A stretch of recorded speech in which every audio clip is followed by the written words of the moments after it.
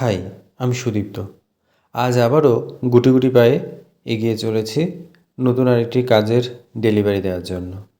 তো আমি স্টেশনে ঢুকতেই দেখি যে আপ লাইনের একটি ট্রেন দাঁড়িয়ে রয়েছে সেখানে, আর ডাউন লাইনেরও একটি ট্রেন দাঁড়িয়ে রয়েছে।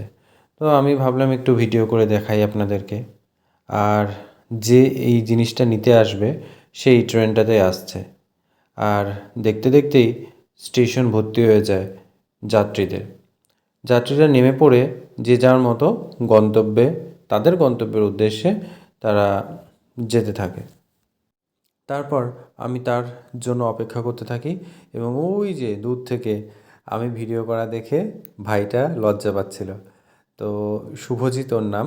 ও কাশিমবাজার থেকে এসেছে আমার কাছে এই মুকুট নেওয়ার জন্য।